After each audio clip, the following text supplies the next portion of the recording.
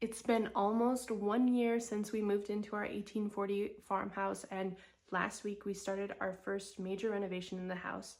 We're working on our mudroom slash laundry room. And so I'm chronicling the renovation on my Instagram and TikTok, so if you want to follow along over there, I'm going to link it in the description below. But I thought it would be nice to make a longer video so I can talk to you more about the design decisions and details, and perhaps you can help us make some of the decisions as well.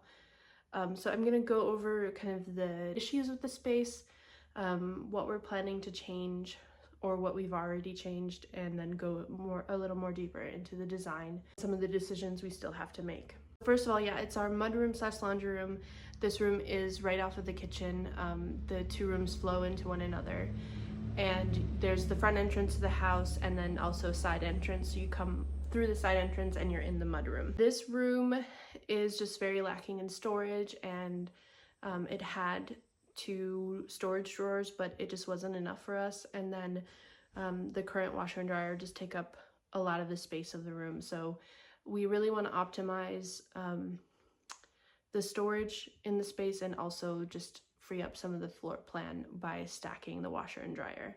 I tried my hand at SketchUp and did a rough rendering of what the space will look like, or hopefully will look like, and I'll include that here so that you can see kind of what we're thinking for the space. So like I said, we want to optimize storage, so most of the room will be cabinetry, floor to ceiling cabinetry for household item storage, coats and shoes, things like that. And then our washer and dryer will also be hidden inside of the cabinetry as well. What we've done already is we took out the old original window. So there are 2 windows in the room. One is the old original window, one is a newer window. And we're basically taking out the old original window, restoring it, and then installing it where that newer window is. The room will only have 1 window, and it will just be that old original window.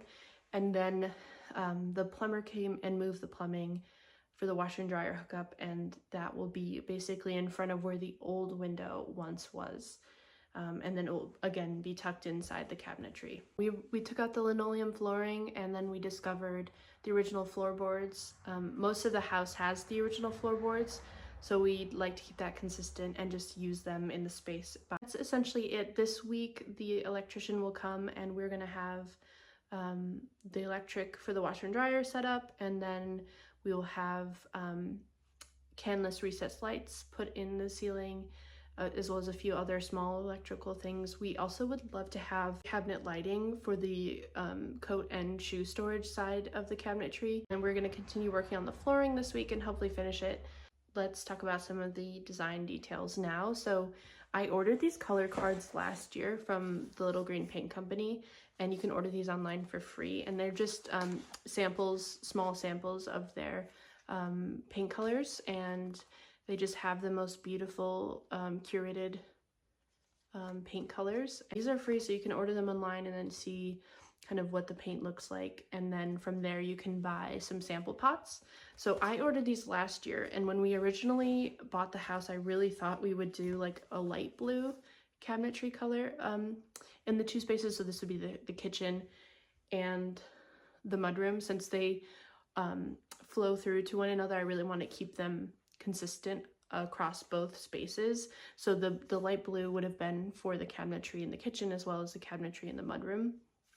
And I actually ordered a sample pot of that, but I never ended up trying it because then I discovered teal, and this maybe wouldn't have been a color I used in the past, but I do really love this color, and I decided to order kind of 3 teal sample pots from the Little Green, and these are the colors.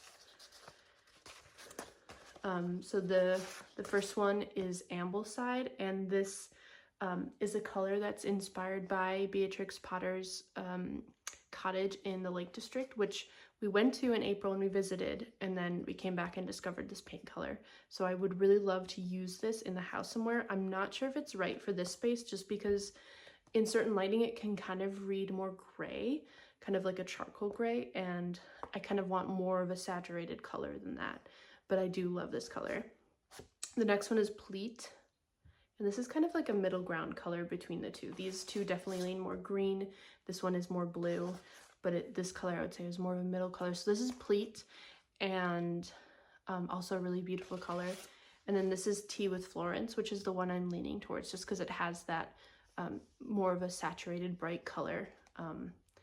And let me know what you think. Which one would you go for? Ambleside, Pleat, Tea with Florence. I'll insert some clips too of what they look like in the space. And then from there, the wall, so this would be for the cabinetry. And then from there, the walls, we're gonna do a wallpaper.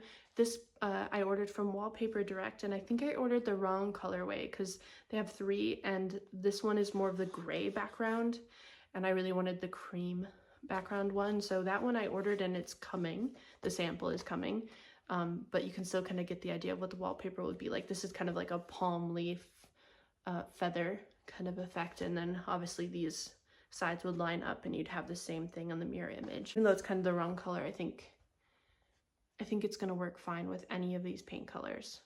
Did I mention that this is the Little Green Paint Company wallpaper as well? So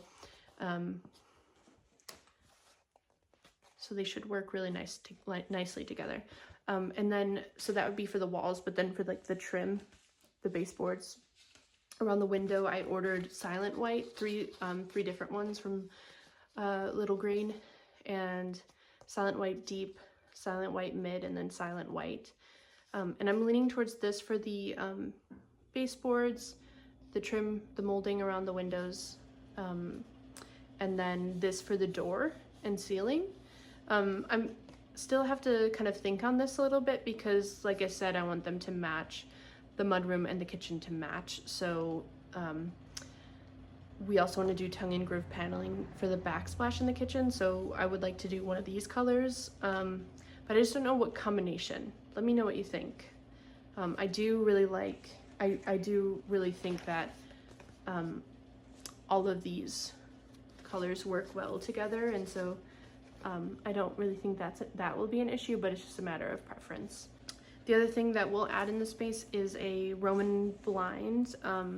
I want to preserve as much of like the walking space as possible, so we're gonna go with a blind. I found this a remnant of a vintage fabric from the 90s on Cherish, and I really love this fabric. I'll insert a little photo here so you can see what that looks like, and use that for the Roman blind. Again, we're doing the floors this week, and I'm gonna order some stain samples and we'll test them out and let you know when we get those what that looks like. So thank you so much for watching. I hope you enjoyed this video, and I will see you in the next one.